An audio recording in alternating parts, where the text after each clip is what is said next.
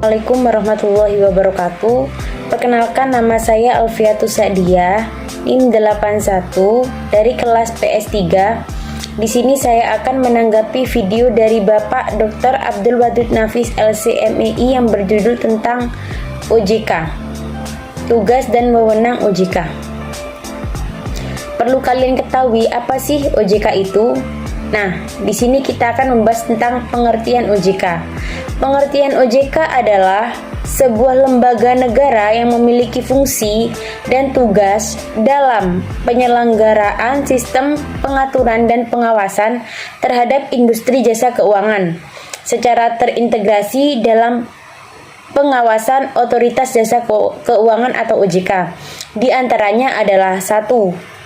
Perbankan, 2. Pasar modal, 3. Asuransi, 4. Dana pensiun, 5. Lembaga pembiayaan, dan yang keenam dan beberapa lembaga jasa keuangan lainnya. Adapun asas-asas otoritas jasa keuangan. Yang pertama, asas independensi. Maksudnya adalah ketika semua kesepakatan yang dipilih tidak campur tangan kepada pihak lain. Yang kedua, asas kepastian hukum, yaitu mengutamakan landasan peraturan undang-undang dasar dalam setiap kebijakan negara. Yang ketiga, asas kepentingan umum, yaitu mendahulukan kesejahteraan umum dengan cara aspiratif, akomodatif, dan selektif. Yang keempat, asas keterbukaan, sama halnya penggadaan tanah untuk pembangunan kepada masyarakat.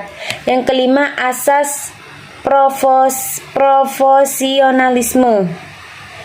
Profesionalisme yaitu asas yang mengutamakan keahlian yang berlindaskan kode etik dan ketentuan peraturan perundang-undang yang berlaku.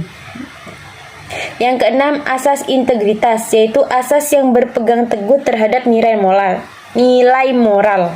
Yang ketujuh, asas akuntabilitas, yaitu asas yang menentukan bahwa setiap kegiatan dan hasil akhir dari kegiatan penyelenggaraan negara harus dapat dipertanggungjawabkan kepada masyarakat. Adapun tugas OJK: 1. Mengatur dan mengawasi kegiatan jasa keuangan baik di sektor perbankan maupun non-perbankan. 2. Mengatur dan mengawasi kegiatan jenis keuangan di sekitar pasar modal. Yang ketiga, mengatur dan mengawasi aktivitas jasa keuangan di sekitar asuransi, dana pensiun, lembaga pembiayaan, dan lembaga keuangan lainnya. Adapun wewenang OJK: 1.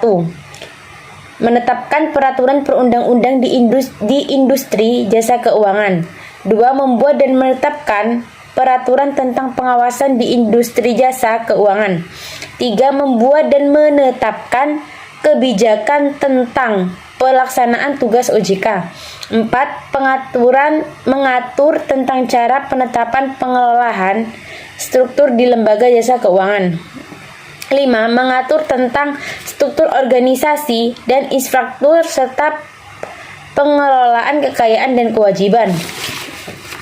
6. Membuat dan menetapkan peraturan tentang tata cara pemberian sanksi berdasarkan peraturan perundang-undang yang berlaku di sektor jasa keuangan.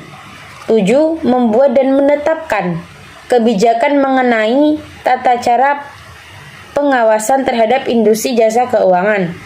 Yang ke-8, OJK dapat melakukan pengawasan, pemeriksaan, penyelidikan, dan perlindungan konsumsi dan tindakan lain terhadap lembaga jasa keuangan. Yang ke-9, memberikan sanksi administratif kepada pihak yang melanggar peraturan perundang-undang di sektor jasa keuangan. Yang ke-10, OJK berwenang memberikan dan atau mencabut izin usaha, pengesahan, dan penetapan lain dalam peraturan perundang-undang di sektor jasa keuangan. Cukup sekian tanggapan dari saya. Kalau ada salah, lebihnya saya mohon maaf yang sebesar-besarnya. Wassalamualaikum warahmatullahi wabarakatuh.